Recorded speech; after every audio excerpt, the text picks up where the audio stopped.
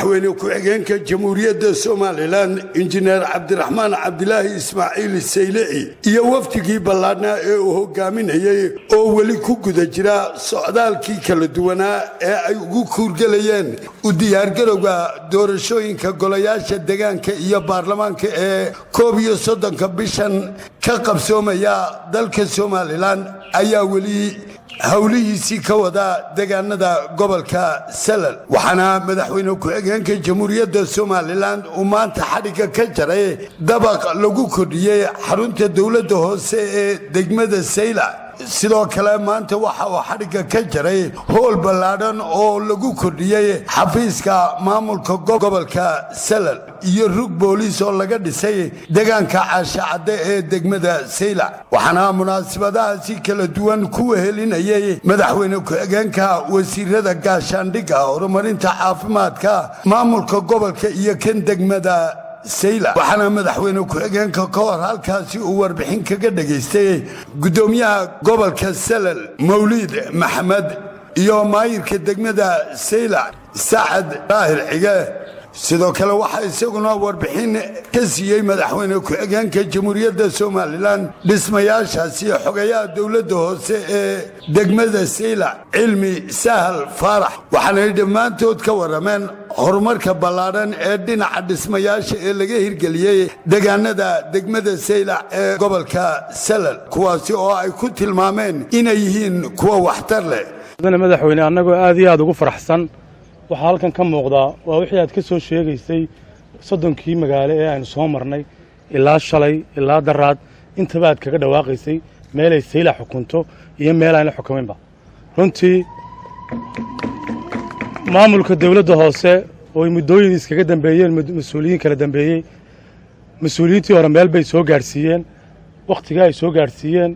anigu waxaan la shaqeeyay mas'uuliyiinta dambe ee dawladda hoose jooga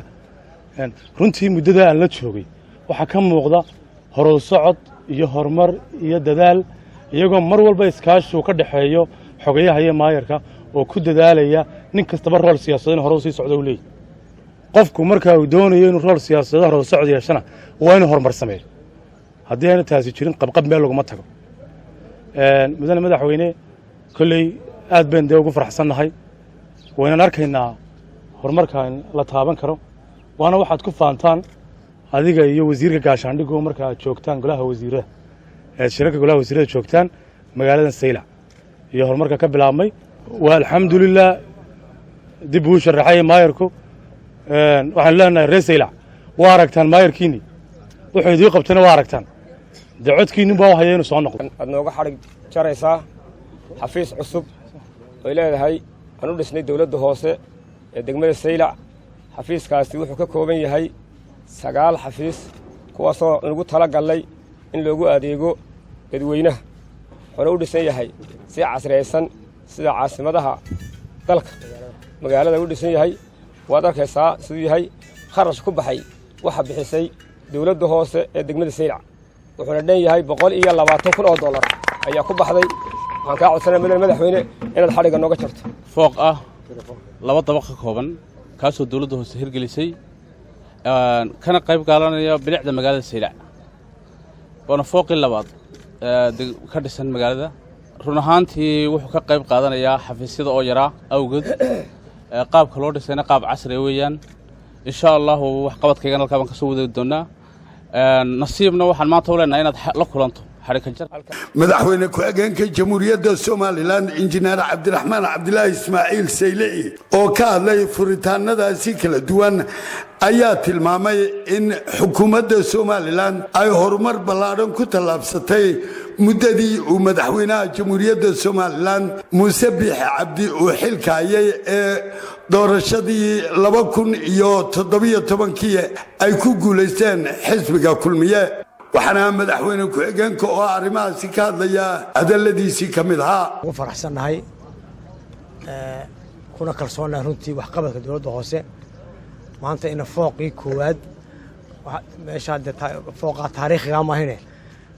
magaaladii Saylac oo fooqii koowaad oo dawladda hoose ay maanta maalgelin iskeeda dhaqaalaha ay ka qaaday ama cashuurtii ay maartay ka qaaday degmada ay ku dhistay runtii inaan ka xarig ka jirno aad iyo aad baan ugu faraxsanahay waa maalin taariikh noqonaysa aqalkii laga bilaabo ingiriisku dhisay ilaa dowladihii hore jiri jiray maanta kane wax ku wada dheeryahay dee waa fooq dee dowladdii hoose ugu yaraan waxaa loo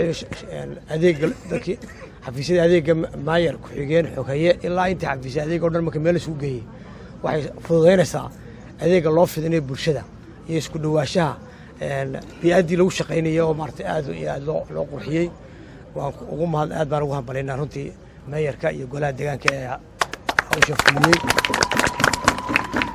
runtii meel walbaan ka sheegaa waxaan saylac